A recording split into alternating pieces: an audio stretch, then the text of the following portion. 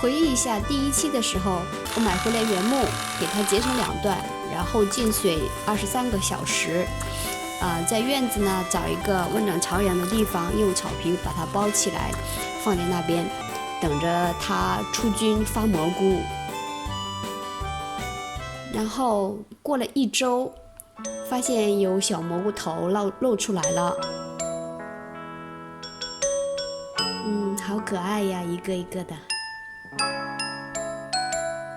哦，对，这个时候呢，要把原木给斜立起来。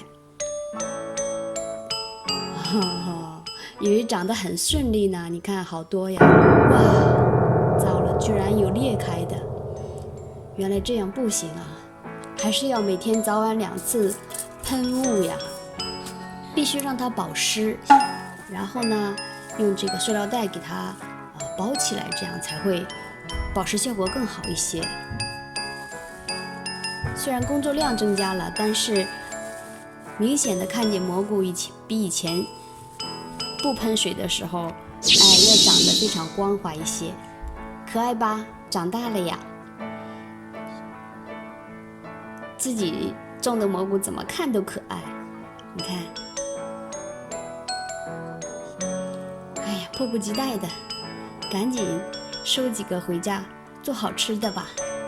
看，不知不觉的露出了笑脸。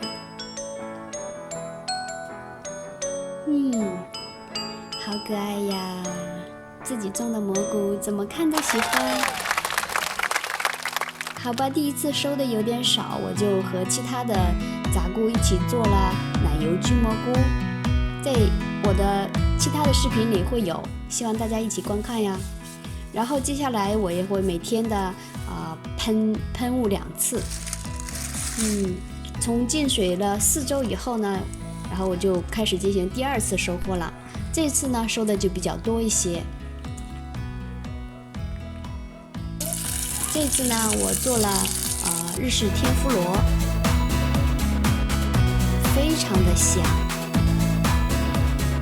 看越长越快，越长越快。浸水32天的时候，我进行了第3次的收获。这次呢我跟猪肉馅一起炸了香菇、猪排堡，那个香呀，啤酒根本停不下来，皮儿脆脆的，里边的汁水有很多。就是最后一次收获的最多啦，我就跟这个五花肉一起做了红烧肉，我就不说有多香了。就这样呢，第1次的浸水就结束了。然后呢，这一次的经验呢是很多，一共呢是35天收获了24个香菇虽然很开心收获和品尝到美味的香菇，可是觉得收获的比预想的要少。反省了一下，觉得影响香菇生长的原因很多，可有3点呢是可以调整的。一是选择原木浸水的时期不对，当时的平均气温在1度左右，应该等到平均气温在5度以上再浸水。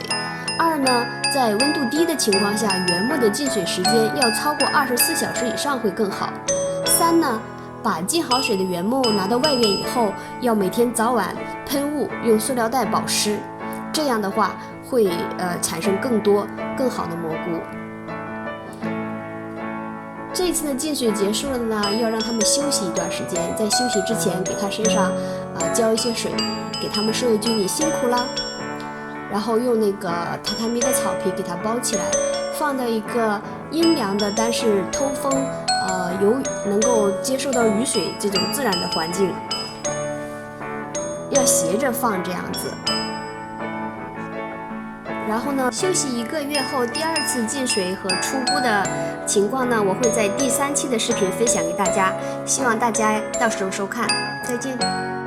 下期的影片是我在我家的院子，跟家里的房子上的那个雨水排水管连接，做了雨水储蓄罐的一个视频，跟大家分享一下。